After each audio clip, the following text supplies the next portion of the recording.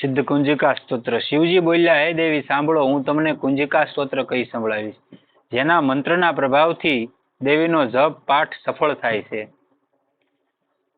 કવચ, અર્ગલા, કિલક, રહસ્ય સૂક્ત, ધ્યાન, ન્યાસ, અરે ત્યાં સુધી કે અર્ચના પણ આવશ્યક નહીં.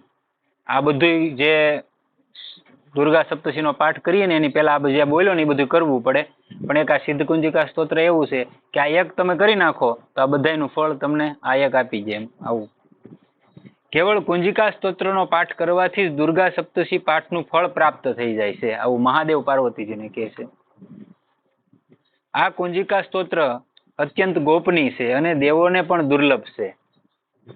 હે પાર્વતી, આને પોતાની ગુપ્ત યોનિની જેમ પ્રયત્નપૂર્વક ગોપનીય રાખવું જોઈએ.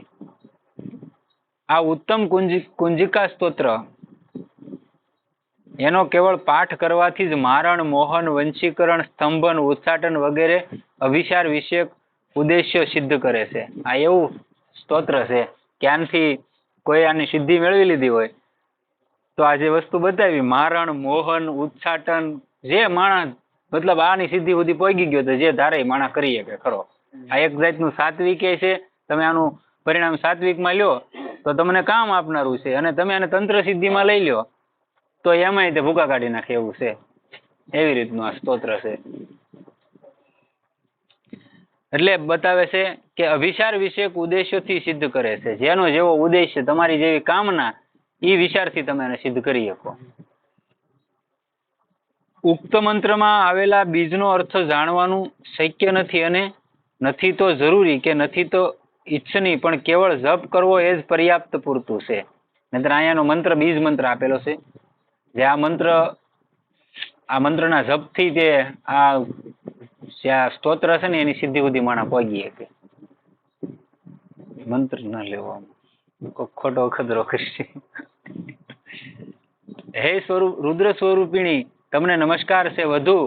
મધુ દૈત્યનું મર્દન કરનારા દેવી, તમને નમસ્કાર છે. કૈટભનો સંહાર કરનારા દેવી, તમને નમસ્કાર છે. મહિષાસુરનું મર્દન કરનારા હે દેવી, તમને નમસ્કાર છે.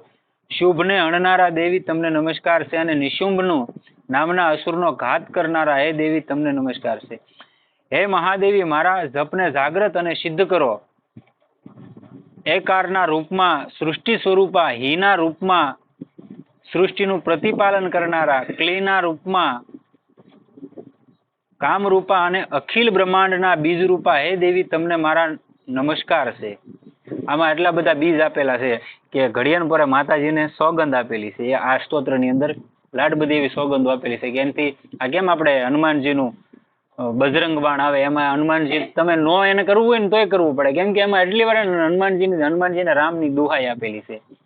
એટલે હનુમાનજીને કદાચ તમારી એને ઈચ્છા ન હોય ને છતાંય તમારું કામ એને કરવું પડે, કેમ કે એને વંશ થયેલા છે ભગવાનની દુહાઈ, એટલે એને કરવું જ પડે. એમ આમાં એવી રીતનું છે કે આમાં એટલા બધા બીજથી માતાજીને સોગંદ આપેલા છે. એટલે માતાજીને ન કરવું હોય ને તમારે એનાથી ખરાબ કામ કરવું હોય ને તોય એને કરવું પડે. આવી શક્તિ છે આમાં મૂકેલી. ચામુંડાના રૂપમાં સંડ વિનાશની અને એકારના રૂપમાં તમે વરદાયિની છો. વિચ્છેના રૂપમાં તમે સદૈવ અભય આપનારા છો, અને આ પ્રમાણે એહિમ ક્લીમ વિચ્છે આ મંત્રનું તમે સ્વરૂપ છો. આ એનો બીજ કહેવાય. ધામ ધીમ ધૂમના રૂપમાં તમે ધુર્જટી શિવના પત્ની છો. વામ વીમ વુ ના રૂપમાં તમે વાણીના અધીશ્વરી છો. ક્રામ ક્રીમ ક્રુના રૂપમાં તમે કાલિકા દેવી છો. તમે સામ સીમ સુના રૂપમાં મારું શુભ અર્થાત કલ્યાણ કરો છો. આ જે શબ્દ આમાં બતાવે છે એ બધા ભાષામાં બીજ રૂપે મૂકેલા છે.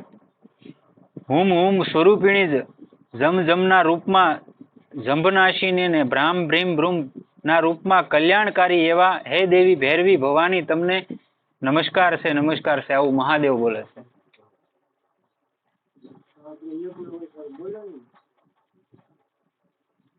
અમ કમ છમ ટમ તમ પમ યમ વીમ દુમ એમ વીમ હમ ક્ષમ ધ્રિજાંગમ ધ્રિજાંગમ. આ એનો આખો બીજ બતાવે છે. આ બધાને તોડો અને દીપ્ત કરો સ્વાહા. પા પીમ પુના રૂપમાં તમે પાર્વતી પૂર્ણા છો, અને ખામ ખીમ ખૂના રૂપમાં તમે ખેસરી આકાશમાં વિચરણ કરનારા અથવા ખેસરી મુદ્રા છો. ખેસરી મુદ્રા ત્યારે જ માણાની સિદ્ધ થાય જ્યારે આ ઉપાસના સુધી માણા પહોંચી ગયો હોય ને ત્યારે એની ખેસરી મુદ્રા સિદ્ધ થાય. મેં વાત તો કરેલી કે ખેસરી મુદ્રા અહીંથી જીભને અહીંથી નીચેથી ઓલી કરી નાખે, કાપી નાખે. જે જાણકાર હોય ને એ જ કરી શકે. અને જીભને અંદર વાળીને અને જે આપણે આપણું શું કે બ્રહ્મરંધ કહેવાય ને, બ્રહ્મરંધમાંથી અમૃતનું સ્ત્રાવ થાય. આપણે રોજ રાતે સૂતા હોય ને ત્યારે અથવા તો ધ્યાનસ્થ બેઠા હોય, કોઈ સાધના કરતા હોય તો અમૃતનો સ્ત્રાવ થાય. એ અમૃતનો સ્ત્રાવ ડાયરેક્ટ આપણે નીચે વયો જાય. બરોબર. એને ડાયરેક્ટ ઝીલવો હોય તો શું કરવું પડે? તો કે અહીંથી આ જીભ દ્વારા એને ઊભો રાખી દઈએ. અમૃતના જે બુંદ પડે કે નહીં એને ઊભા રાખી દે. ઊભા રાખી દે એટલે જે ઓલી કુંડલીની આપણી શક્તિ છે મૂળાધારમાં, એ નીચે એનું મુખ છે, એ આમ ઉપર થાય. ઉપર થાય એટલે એમાં જે બિંદુ પડવાના અમૃતના, એ શક્તિ એમાં જવાની, એમાં શક્તિ જાય એટલે આપણે અમુક કમળો ખુલી જાય.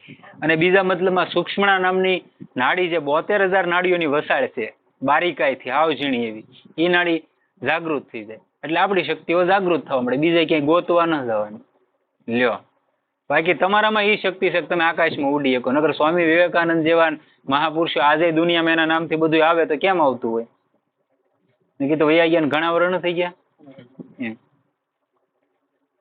એટલે સામ સીમ સુવા રૂપમાં તમે સપ્તશી દેવીના મંત્રને મારા માટે સિદ્ધ કરો. આ કુંજિકા સ્તોત્ર મંત્રને જાગૃત કરવા માટે છે. કોઈ પણ મંત્ર હોય દેવીનો, એને જાગૃત કરવા માટેનું આ સ્તોત્ર છે. આ સ્તોત્ર ભક્તિહીન મનુષ્યને આપવું જોઈએ નહીં. આ સોખી વાત. આનું જે અવળો કોઈ ઓલું કરે એને આનો મંત્ર કે આનું સ્તોત્ર ન આપવું જોઈએ. હે પાર્વતી, આને ગોપની રાખજો. હે દેવી, કુંજિકા સ્તોત્રનો પાઠ કર્યા વિના જ જે સપ્તશીનો પાઠ કરે છે તેને એવી જ રીતે સિદ્ધિ મળતી નથી કે જેમ અરણ્યમાં રુદન કરવું નિર્થક કશું જ સિદ્ધ નહીં કરનારું છે. હવે આનું થોડુંક બોલું બતાવે છે કે દરરોજ પ્રાતકાળે આ કુંજિકા સ્તોત્રનો પાઠ કરવાથી બધા પ્રકારના વિઘ્નોનો અડચણો નષ્ટ થઈ જાય છે. આનું હું ફળશ્રુતિ છે એ બતાવે છે.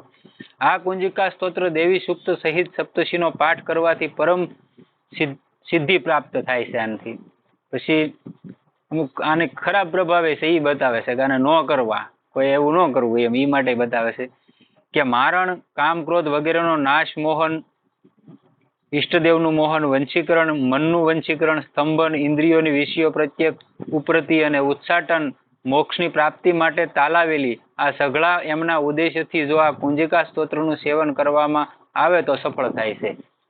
કોઈ ખરાબ ઉદ્દેશ્યથી નહીં કરવાનું. નતર આનું એ મળે તો ખરું પણ એ કદાચ તમારું કામે થઈ જાય. તમે કોકનું અહિતે કરી નાખો પછી તમારું અહિત જ થવાનું છે, હિત તો થવાનું નથી. અત્યારે બધા તંત્ર મંત્ર શીખી કરે તો કોક જ કરે. બાકી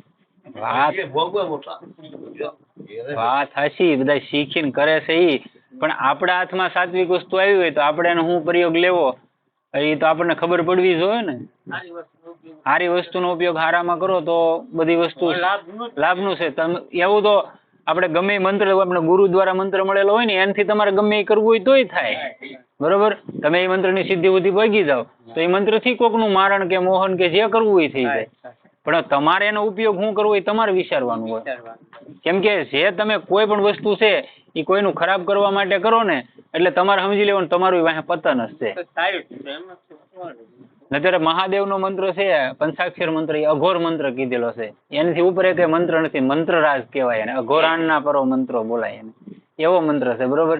એનાથી તમે ધારો ઈ કરી શકો, પણ એને જ્યાં ઉપયોગ કરાતો હોય ને કરે ને. સાત્વિક કામ માટે, કોઈ લોકહિતાર્થે, લોક કલ્યાણ માટે એનો ગમે ઉપયોગ, માતાજીનો કોઈ પણ દેવી મંત્રો એવા લાટ બધા છે. આ તો એક ખાલી આ કુંજિકા સ્તોત્રની વાત છે. બાકી તેવા ઘણા બધા સ્તોત્રો છે માતાજીના તે કે જે માણસને જીવનની પલટી મરાવી દે. પણ જેની જરૂરિયાત ને જેનું કામ કેમાં છે કે ભાઈ લોકહિતાર્થે છે તો જ કરવાનું. મારા પોતા માટે મેં ક્યારે ઉપયોગ આ વસ્તુ મારે તો ઘણા ટાઈમથી છે તો મારા પોતા માટે ન કરી નાખવું હોય. પણ જે નથી કરાતું એ નથી કરાતું. મારા નસીબમાં છે ને મારી મન ડફળે કાંઈ ન ડફળે, એ તો તમારી માથે હોય. સદગુરુદેવ કી જય.